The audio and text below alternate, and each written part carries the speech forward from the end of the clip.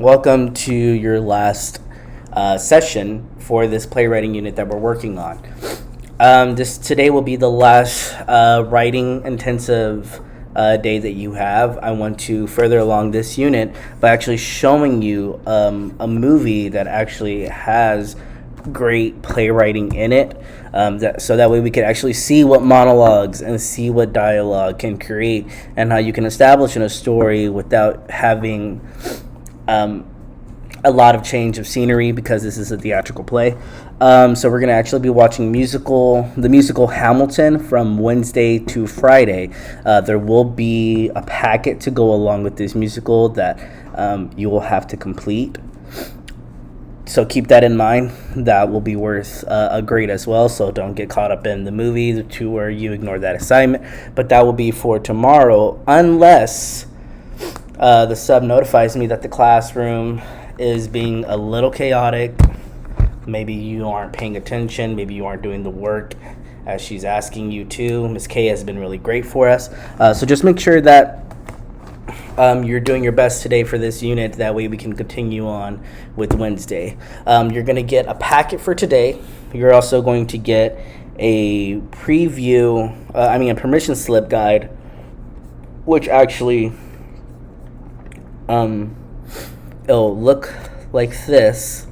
You need to make sure that you get this signed, right? If your parents don't allow you to watch this movie due to its rating, it is a PG-13 rating, which is why we have to request permission.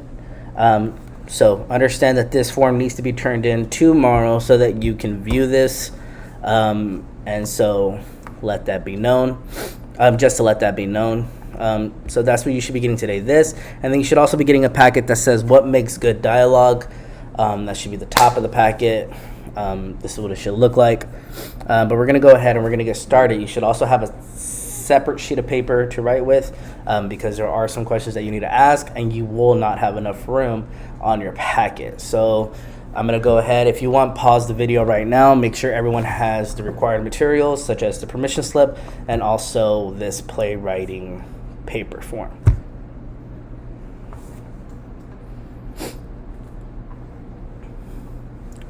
All right, great. So everyone should be ready to good and go. Make sure you have that packet. First thing you're going to want to have in front of you is a scratch sheet of paper. And to start off today, I know you're wondering part one. Part two is going to come later on throughout the semester. I kind of want to do this in breaks. That way we're just not writing intensively. So your writing warm-up today. If I could do this year over again, I would. You have 5 minutes. I want you to use the entire 5 minutes, and I want this to be about 6 to 7 sentences. Remember, punctuation is important, so make sure you're getting all that in. Go ahead and pause the video and give them 5 minutes. You should have 5 minutes to write this, so go ahead and pause. If I could do this year over again, I would.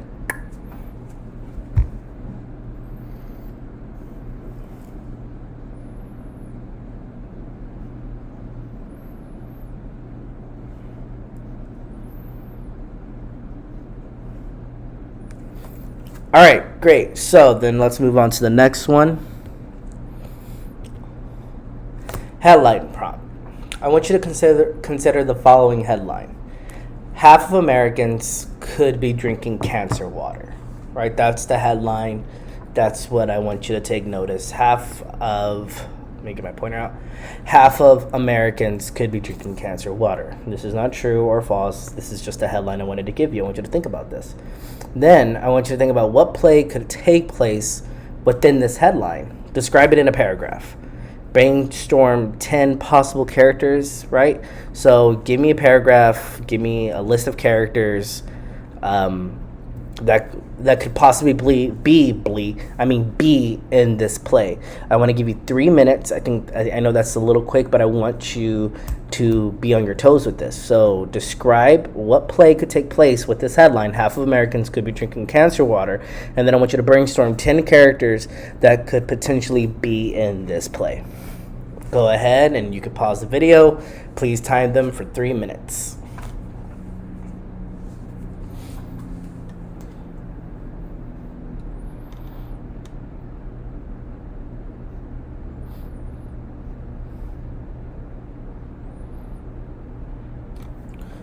All right, great. So let's go ahead, move on. So this is a discussion that you're going to hear me have, and I want you to think about what I'm saying. So what is the difference between a monologue and a dialogue? Well, for obvious reasons, a monologue is going to have one character, a dialogue is going to have two characters. A monologue is going to be a character, once again, like we talked about yesterday, speaking up, revealing something, having a change of emotions. A dialogue, on the other hand, is taking place between two characters, and it's usually developing the story, or sometimes some things can happen within that, right? And so if you want to know, monologues sometimes take place in a dialogue, right? But a difference is that monologue, of course, one character, dialogue two. So what makes good dialogue? What makes you, the listener, interested in listening or reading this dialogue? But also, what does it take for a writer to make good dialogue that others want to hear, listen, read, watch? So good dialogue is specific, it's effective, and it's efficient. So being very specific in what you're trying to say, being effective in getting that message across, and efficient of not wasting words, right? You don't want to just have this dialogue that goes on for 5 pages, but in reality, you probably could have got to the point within 2. So say the most with the smallest amount of words, get to the heart of the matter, no small talk unless it shows character. Now, small talk can be like a mother in a scene with a daughter, and the small talk shows that the mother is caring. You can see that her character is very nurturing with things like, how are you, my dear? What are you doing? How are you feeling? Things of that nature that are small talk. But you kind of want to avoid that. Because you want to get to the heart of the matter. And what that means is you want to get straight to the point. Like when you're talking with your friends, you may have a friend who loves to talk, right? Who loves to tell you a story and tell you all these other things. And at one point, it's hard for you to even stay focused on this story because they're not getting to the heart of it, right? They're not getting to the point. And to do that, you need to make sure you're saying the most with the smallest amount of words. I know when you think of, okay, if I get to the point, I really need to explain it. You can explain it, but to challenge yourself and give you a limit of words it's really complicating, right? A playwright professor once told me, if I don't know what's going on in your play within the first 2 pages, I am bored, right? That's the rule of thumb, is to introduce everything, get to the point, and say it with the smallest amount of words. So good dialogue is specific, effective, and efficient, but it's also character-driven. Characters experience the story. Characters' actions drives the plot. Character-specific language should be reflected in the dialogue. So a character's experience, once again, is what we need to see in this dialogue. What are they going through, right? There also needs to be action that drives this story, right? Something's happening in the scene.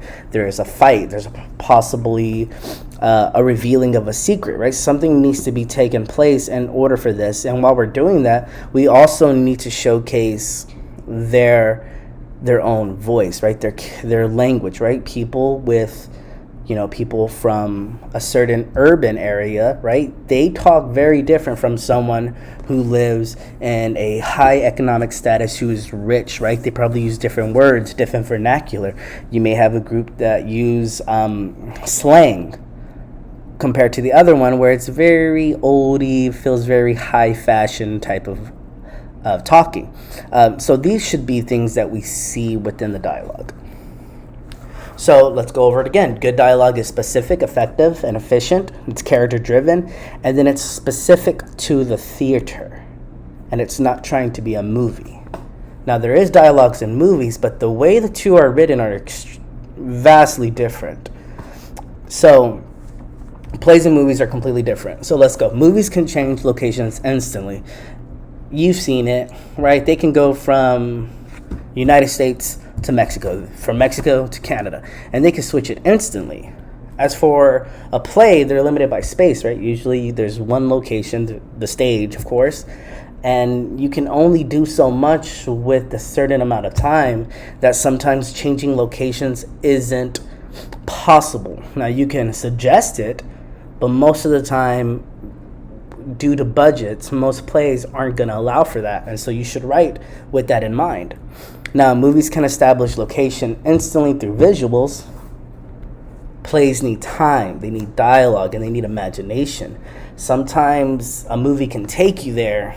A play has to create a space that gives you the illusion that they're at the beach, as opposed to the movies, they'll take you to that spot. Scenes can be short. In movies, so many scenes can be short.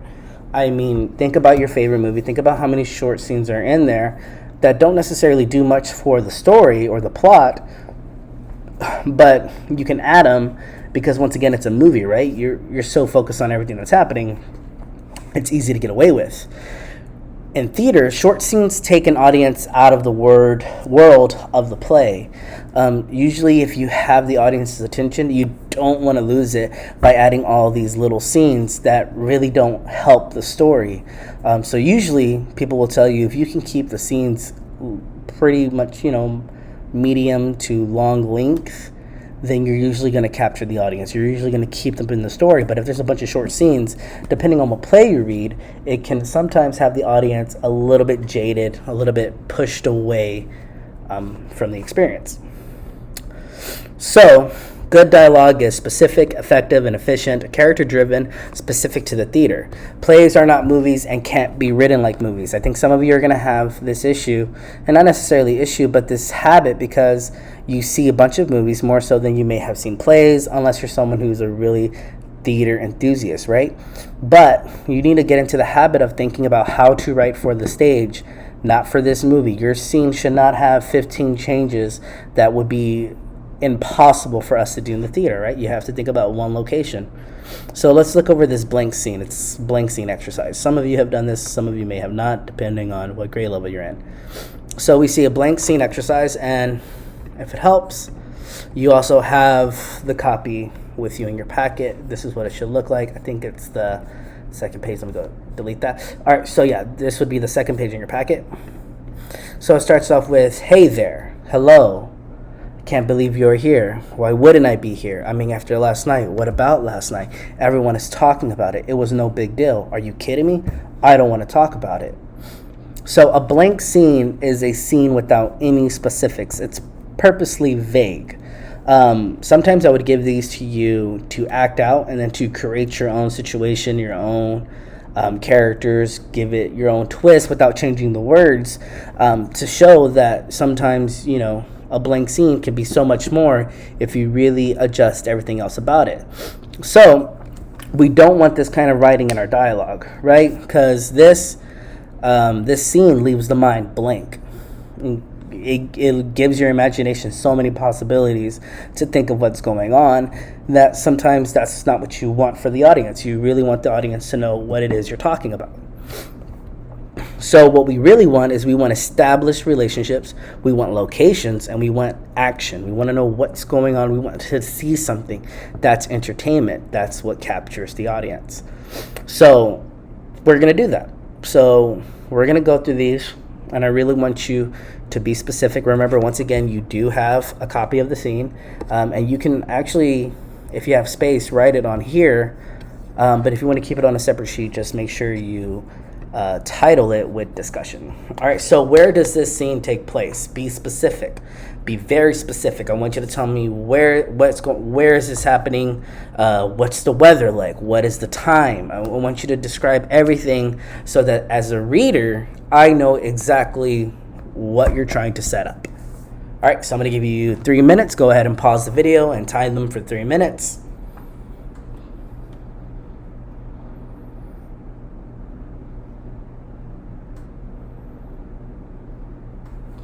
All right, so we're going to move on to the next one.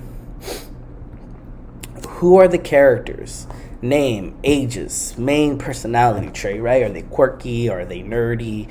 Are they a little bit introvert, extrovert? What is their personality trait? What is their age difference, right? Is there a 40-year-old, an 80-year-old, a 5-year-old? It's probably hard for like a 2-year-old or a 1-year-old to kind of say these words. So be kind of mindful of what ages you're giving them, and then give them names. I'm going to give you about 3 minutes to come up with this. Also use this time to kind of add to number one about where does the scene take place and really help yourself. And you can also change things that you just written to help you if, let's say, you have an easier time finding the characters than you do establishing the location of the scene. So go ahead, pause the video. You're going to get 3 minutes to do this.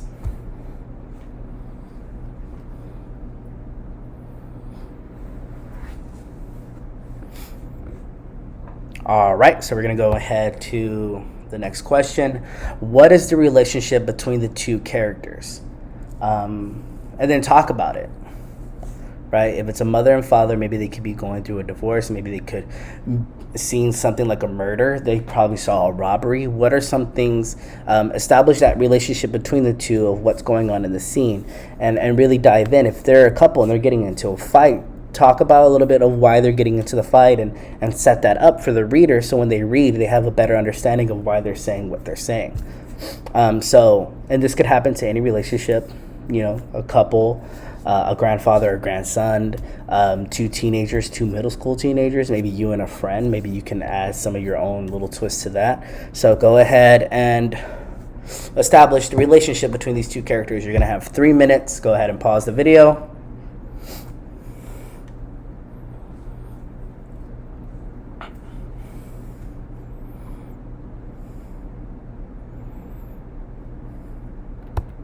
All right, so last, no, this is not last. Okay, so the fourth question, what does each character want?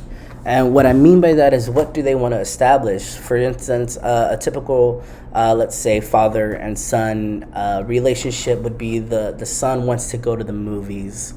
His want is to go to the movies. So his entire drive throughout the scene is to get to those movies. The father, on the other hand, probably doesn't want him to go out. He probably wants him to stay and spend some time with the family. And so they have two different wants, and they're going to do whatever they can to get them. So you need to establish that. And then also tell me a little bit of why they want to go to the movies. Maybe that son in the scene I was just describing wants to go because maybe there's going to be a special someone going, or maybe it's just a group of friends and they're going to go and they're probably going to watch this big old scary movie. And for the dad, it could be, I haven't seen my son in a couple of days. I've been really wanting to spend quality time with them and my family. And so it's really important for the dad that the son stays and not go to the movies. So really describe each character want. Just don't give me simple sentences. I really want to see some depth happening at this point. So 3 minutes. Go ahead and pause the video. You have 3 minutes to write this one out.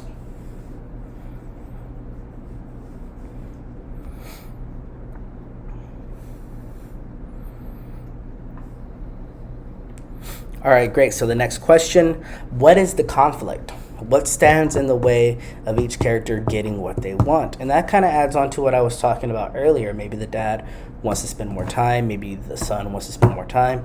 So these two both go hand in hand. So continue establishing what stands in their way, right? Maybe the son, for let's say for the son, in that scene I was describing, maybe he's tired of the dad always wanting to spend time when he wants to spend time. And so now the dad is standing in the way with his want, and the dad is preventing him by guilting him, by making him feel like he doesn't love him. And then for the dad, what's standing in his way is his son, wanting to feel a sense of independence. Maybe he's over this whole family bonding thing. He wants to go and establish relationships with his friends.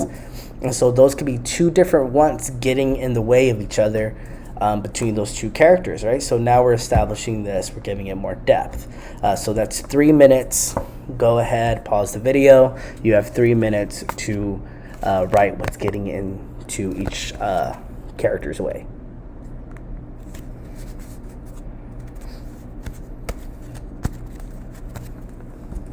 All right. So dialogue.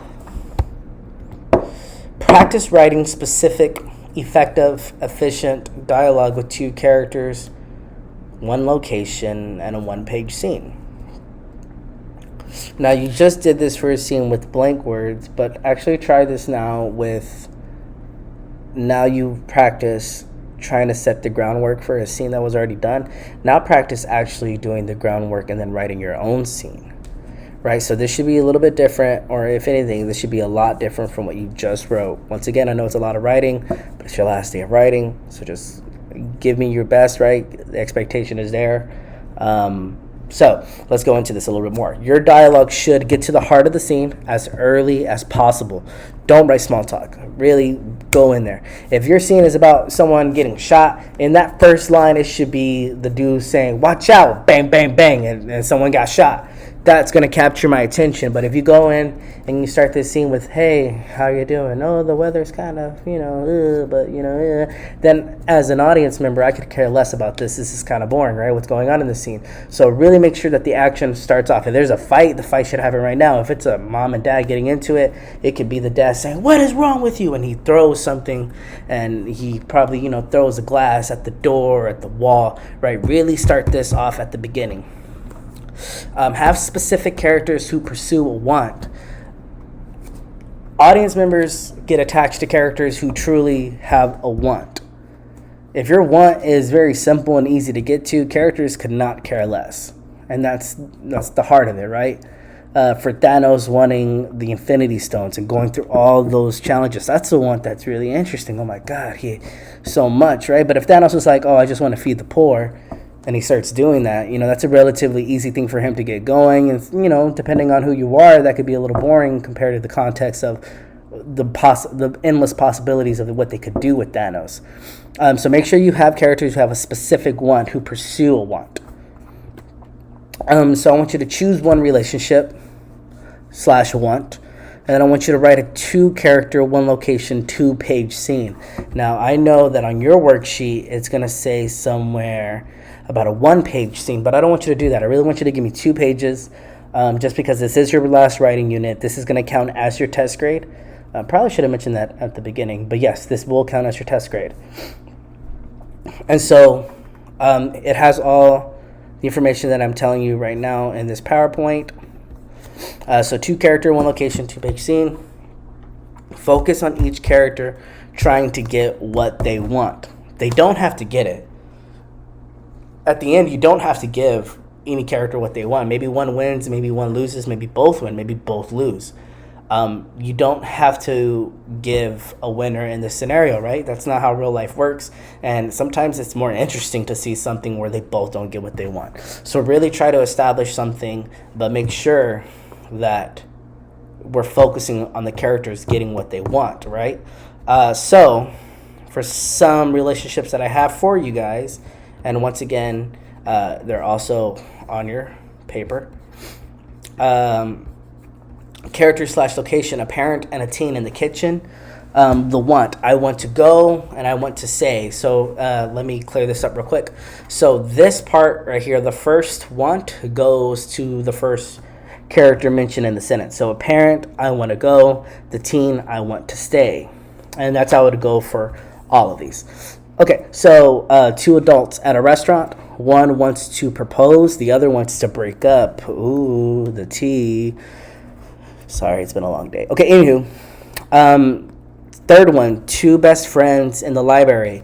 One, I want to win. The other, I want to be liked. The other one, a younger and older sibling at the bus station. One wants to change her mind. The other, I think I dropped my phone. Sorry about that. So one, the younger sibling wants to change her mind. The other sibling, they secretly want to stay. A ghost and a scientist in a basement. One wants peace. The other wants war. And then you have the last one, a coach and an athlete on the track. One wants to win, the other wants to quit. And so now your job is to create this scene in a 2-page format.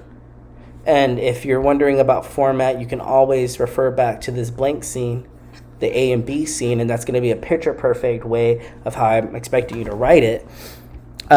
And also include stage directions, all that other jazz that we've talked about. If you want to include a monologue, you can do that as well. Both characters can have a monologue. The world is your oasis. So remember, this has to be 2 pages. That says 1. That's not correct. So no one gets mad. 2-page scene. Focus on what the characters want. They don't have to get it.